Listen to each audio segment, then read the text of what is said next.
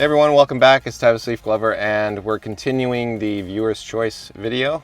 This is for the photography, and the cinematography will be continued in a separate video. But let's just keep going down these lists of artists, and we'll point out a few techniques within each one of them and try and bring you the most value for each one. That means I'm going to try and nitpick a little bit just so you can see what else is going on and maybe some things you can be aware of. So in the last few videos, we saw that artists were really struggling to control the contrast in a lot of their artwork. So we'll just keep that in the back of our minds as we work through these.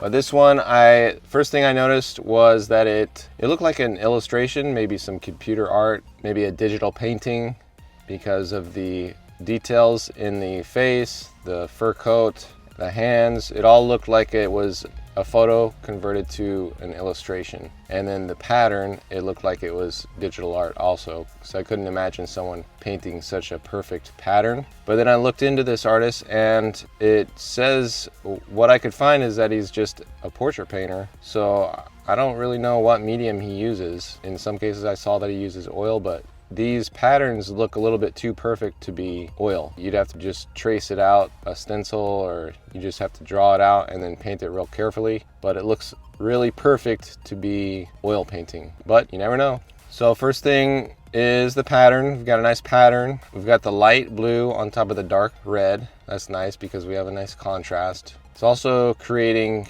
a lot of interest in the background as opposed to the man, but I believe that's kind of his style, is to create this camouflage look where everything's just kind of camouflaged together. And then he's got nice figure ground relationship on the subject's face, which is good. Here's the pattern. I'm going to show you that real quick. So it looks a little too perfect to be an oil painting, and then these look generic in a way. I've used clip art before, and these look like maybe clip art that were used over a photo type of thing. But if he painted this, he could have used some type of clip art to design that. Not sure. He's got nice figure ground relationship on the face. The cheekbone, you can see he's really drawing our eyes to that contrast in the cheekbone right here. And if you squint, the head is definitely what pops out the most. But one thing about the color is, if you've watched that complementary color video that I made, when we have red and green together, sometimes when you make one lighter or darker than the other, then we get a better color harmony. So when you squint your eyes, we can see that the green is just barely lighter than that red. So if we made the green just a little bit lighter, we might get a better color harmony. So I'm going to turn this layer on and see what you guys think. So we get a little bit more color harmony there. You could not have it as intense. You can maybe have it a lighter green, but that's just showing you that the color harmony of the red and greens work better together, and you get that contrast instead of having them subdued like this. Almost looks like a yellowish green there. You know, something to keep in mind. All right, so the next one is Georgia O'Keefe. So if we squint, we can try and find the greatest area of contrast where she wants to lead our eyes first. When we find that it's right around this area, and I'm going to turn this layer on. This is a blurred layer with the darks and the lights lining up together. So we can see in this area, she's got a lot of contrast. So she could be leading our eyes here. She also got it up here in the corner, which is not good to have it in that upper right corner. And then she's got a little bit here. So let's turn this back off, and we'll see that there is quite a bit of contrast up here. If we reduce that, it would bring the eyes back down to this area or this area. And I believe this area right here is more interesting than the other two. So if you were designing this, if this was your painting, you could subdue these areas here, and then bring more attention back to the area that's more interesting. But she's got some ellipses here that are hidden. Those are kind of nice. Repeating ellipses there. You can see them.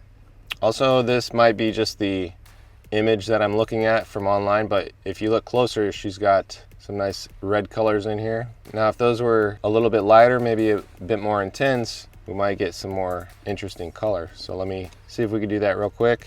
Just gonna add some reds here, and then I'm gonna lower the opacity on that just to see what it looks like. So we could get some better color harmony in there, perhaps, if that's how she wants to go, but a little color never hurts. All right, let's move on to the next one. This one is Harry Art. I'm not sure if I pronounced that correctly, but it's a very interesting photo, street photo, and full of color. We noticed that he's got the 4 colors. On the blog, I try and teach that you have to have a hierarchy of 4 colors, which is red, blue, yellow, and green, and that'll help with the color balance. So here we can see all the colors. I selected all the colors and soloed them out. You can see that there's more blue than anything, then the red, then yellow, and then a splash of green. And so that's a nice hierarchy within this image. Not to mention that he's got all of these repeating lines. These straight lines are repeating throughout the whole thing. He's got all of these, everything's repeating up here, all these straight lines. And they're repeating in different directions, which adds some nice interest there. So that's that one.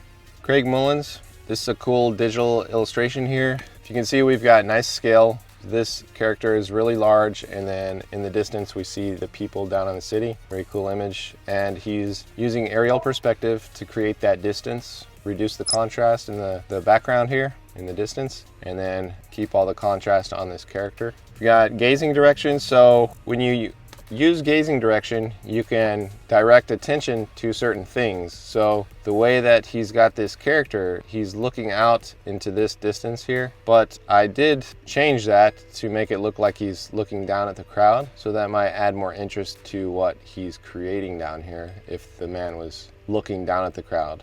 So you got 2 different stories. This is a story and it's all within the head tilt, and then this is a story. This story that he's told means that he's not really caring about what this crowd is doing, and he's more interested in what's maybe out here, looking into the future perhaps. The greatest area of contrast, I broke that down, and we've got this area of high contrast down here that's pulling attention away from the main subject, so that's something to keep in mind. You can see it here if you squint. We've got those areas down there that are creating high contrast, okay? Just subdue those, and we'll bring more attention back up to this character up here. And then also the sword was a decision the artist made. So which side does the character hold the sword, right? So in this case, the way that he's holding the sword, we see the legs, which is good because that helps define the character. But it does look like the sword's going into his knee, and it creates some weird overlap issues between the legs right here if he carried it through. Looks like it's carried through, but it's not as contrasty as it could be. But if he had the sword on this side, perhaps he could angle it down this way. We could still get the nice aspect of view of the man, and then also see the sword in full length there, instead of going to the knee and cutting off kind of weird. So some interesting things there. Michelangelo, this is a famous painting on the Sistine Chapel ceiling. Just wanted to point out that we've got really nice figure-ground relationship. We can see up close that we've got the fingers clearly defined on the background, okay, and we can adjust the contrast to see that they've got nice aspect of view. So if you blur your eyes and we see just the shape and the silhouette of the hands, we can tell that they're hands. So that's a nice design within those hands. And then also we have the law of proximity. So they're not touching fingers right here, but they're almost touching. It creates a little visual tension, which is nice. It's the law of proximity. It was a Gestalt psychology principle, something you should check out. So another great artist with a really colorful painting. He's creating nice balance. We've got that vertical center line coming down, but he's balancing it like a teeter-totter from left to right. So we've got contrast here on the right side, and then on the left, got this area of interest here, and then these clouds are interesting also. So he's balancing it left to right, which is nice. Another technique you can include within your compositions is ambiguity. So Gregory Gregson does this a lot with his photos, and this artist is doing it with the painting because we don't really know what is going on, because we've got a group of people on the left side here. This person is swimming out, not sure if they're just taking a dip or if they're like fleeing away from this group. And then there's a couple of people here on the boat, so perhaps this person's coming out and gonna join them on the boat. Not sure what's going on, or if these guys are just chilling in the ocean and everybody's just relaxing. Could be several different stories going on here, which is ambiguous. So that's something you can include in your art if you like, or you can have a more clear story like that Michelangelo. This is 2 different kinds of stories. Helmetton, it's kind of hard to find one of his photos that doesn't have nudity in it, so this is the best I can come up with. He's got a couple of different images and they are similar, so I thought it'd be cool to show these. They've got a similar pose, but it's slightly different, and I'll show you what's going on with both of them. So we've got a nice aspect of view on both of them. Even if they were silhouetted, we'd be able to identify them as 2 figures. Okay, the limbs are spread, very nice. and he's got a unique pose in both of them, kind of telling a story also. So that's very cool. And then the other one, the second one, is slightly different. You can see that how she's pulling the hair up and her elbows pointing up.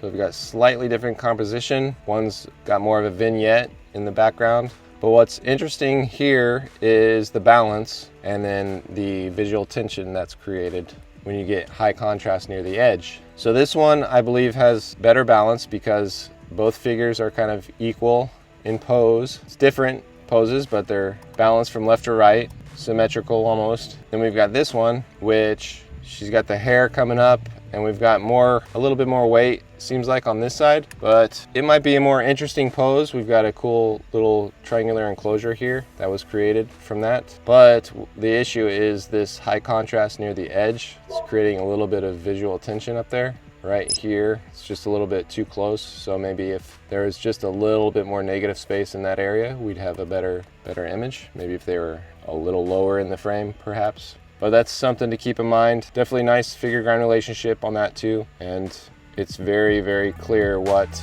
he wants us to look at, the story, everything. It's a very excellent photo.